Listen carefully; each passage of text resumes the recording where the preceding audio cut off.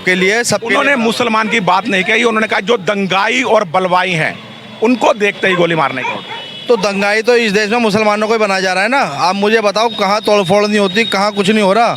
मुसलमानों के लिए सारे कानून है और जो और लोग हैं तोड़फोड़ करने वाले उनके लिए कोई कानून नहीं। कानून जो सजा दे, आदेश तो राज्य में मुख्यमंत्री का ही चलता है ना। मुख्यमंत्री का आदेश ऐसे नहीं चलेगा, देखते ही गोली मार दें, ये आदेश नहीं होगा। ये आदेश दे दिया गया है। तानाशाही कहूँगा ऐसे में।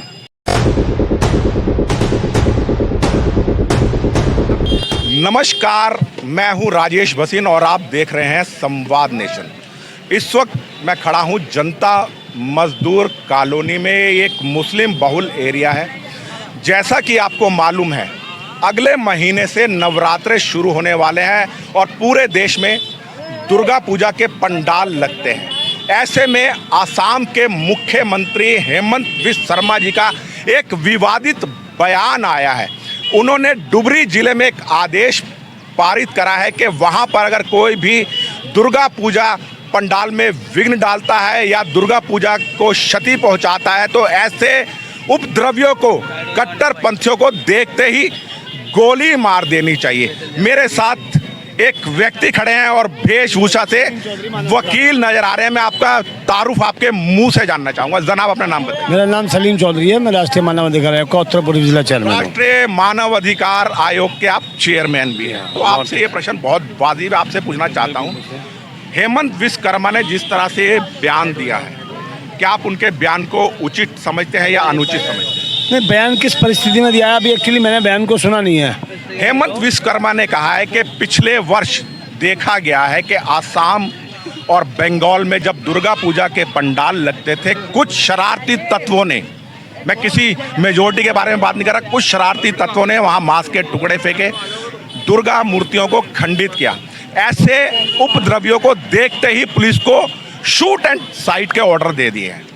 बिल्कुल ठीक है, मैं इस बात का उनका अभिवादन करता हूँ। यदि ऐसा क्या हो, मैं तो कहूँ कहीं पर भी यदि कोई भी व्यक्ति ऐसा है जो किसी के धर्म के ऊपर या किसी जाति के ऊपर मतलब उस पर तंज कसता है या मास्क कर लौट बैठता है, कुछ भी, चाहे वो वाटेवर मंदिर मस्जिद दुर्गा पूजा, वो सब इक्वल है। देखते हैं ऐसे लोगों को, वो इंसान नहीं है, वो तो उपद्रवी हैं, वो तो आतंकवादी हैं, देश का माहौल ख़राब करने वाला। उन दोनों ऐसे लोगों को तो मैं नहीं कहूँगा देखते को, लेकिन उनको सज़ा मिलनी चाहिए। लेकिन आप इसमें नहीं समझते कि आप मानवाधिकार आयोग में भी हैं और ऐसे एक्टिविटीज़ हैं, लेकिन ऐसे में पुलिसकर्मी क्या निजी दुश्मनी नहीं निकाल सकते? किसी भी व्यक्ति को दंगाई या बलवाई कहकर अगर वो मार देंगे तो पुलिस को इतने अधिकार दे दिए गए हैं, उस स्थिति में क्या होगा? नहीं श्रीमान जी, पुलिस को अधिकार नहीं दिए होंगे इस तरह से कि देखते गोली मार दें।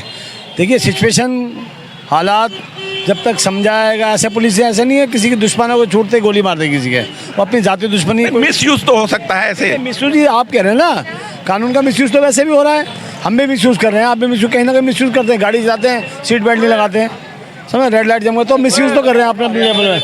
नहीं देखिए, मैंने क्या कहा, अभी कोई भी हो, चाहे व्यक्ति ऐसा, चाहे वो ये पहली बात तो ये कि हमारा ये भारत देश है, लोग ये जो है कानून पे चलता है, ना कि किसी के भावनाओं पर या किसी के आदेश पर।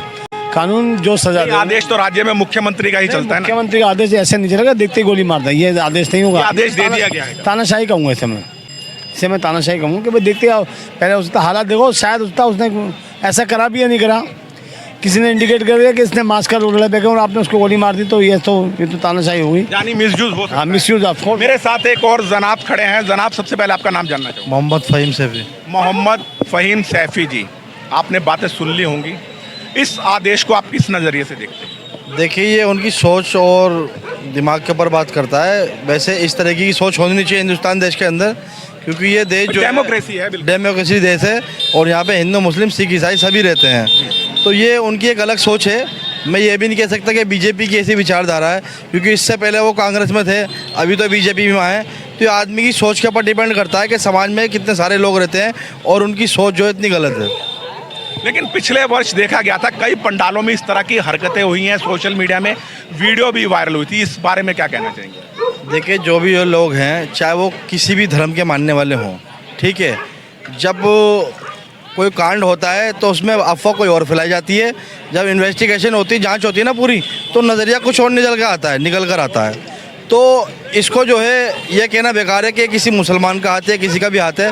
फिलहाल कानून सबके लिए है, सबके उन्होंने लिए। मुसलमान की बात नहीं कही, उन्होंने कहा जो दंगाई और बलवाई हैं उनको देखते ही गोली मारने का ऑर्डर। तो दंगाई तो इस देश में मुसलमानों को ही बनाया जा रहा है ना। आप मुझे बताओ कहाँ तोड़फोड़ नहीं होती, कहाँ कुछ नहीं हो रहा। मुसलमानों के लिए सारे कानून हैं और जो और लोग हैं तोड़फोड़ करने वाले उनके लिए कोई कानून नहीं है। यानी आप ये कहने का मतलब है कि इस देश में मुसलमानों पे अत्याचार हो रहे हैं। आप खुद कह रहे हैं ना इस बात को। मैं नहीं कह रहा। मैं बता रहा हूँ आपको कि आप जो असम का धुबरी जिला बता रहे हैं उस धुबरी जिले के अंदर 80% मुसलमान रहते हैं। बदरुद्दीन अजमल का इलाका है वो, वहाँ पर ही क्यों लागू हो रहा है? ये पूरी स्टेट में लागू हो रहा है ये ना। क्वेश्चन उठा सकते हैं आप, ये क्वेश्चन आप बिल्कुल प्रश्न कर सकते हैं। तो किसके लिए हुआ? मुसलमानों के लिए हुआ ना। जहाँ पर 80% है और 20% हुए तो मुसलमानों के लिए कानून बना है। मैं तो उनकी विचारधारा का जब मानता है जबकि वो पूरे असम के अंदर लागू करते हैं। बताइए सही है मेरी बात गलत है? नहीं, आप मैं बिल्कुल आपसे आप बोल रहा दुरुस्त हूँ। फरमा रहे हैं। मेरे साथ एक और जनाब खड़े हैं। जनाब आप, मैं आपको ये नहीं कह रहा, आपके जो निजी विचार हैं आप उनको व्यक्त कर सकते हैं। इस बयान को लेकर आपकी क्या राय है? हमारी कानून मजबूत है हमारा, ऐसी बात नहीं है। जो कानून करेगा अच्छा काम करेगा, पहले उसे गिरफ्तार करें फिर उससे पूछताछ ऐसे करें। में इस कानून का अगर कोई नाजायज फायदा उठाता है, नाजायज फायदा मतलब इतने हाथ तो हमारा कानून के पीछे बंधे हुए नहीं है। मान लीजिए किसी ने कुछ नहीं भी करा और उस पर आरोप लग गया कि फलां शख्स ने यहाँ पर कुछ ऐसी हरकत की थी, उस वक्त पुलिस उसको देखते ही गोली मार देगी और बाद में मालूम पड़ेगा ये व्यक्ति निर्दोष था, मासूम था, मजलूम था। तो मैं यही बात कह रहा हूँ, पहले उसे गिरफ्तार करें। कुछ भी सिचुएशन हो, हमारा कानून से बड़ा कोई यहाँ पे वो नहीं है। मतलब उस पर दोबारा विचार करना चाहिए आदेश पर। देखो अधिकारी हैं हमारे, पुलिस फोर्स है, दुनिया भर की चीज़ें एक से मजबूत हैं हम, बहुत बहुत ज़्यादा मजबूत हैं हम। तो कोई ऐसे वो नहीं है कोई आज एक आम आदमी आगा कहीं से भी निकल के और कुछ भी कर जाएगा। कोई इतने हल्के में कोई ले जाएगा हिंदुस्तान की पुलिस को या फोर्स को? हम मजबूत हैं, बहुत मजबूत है।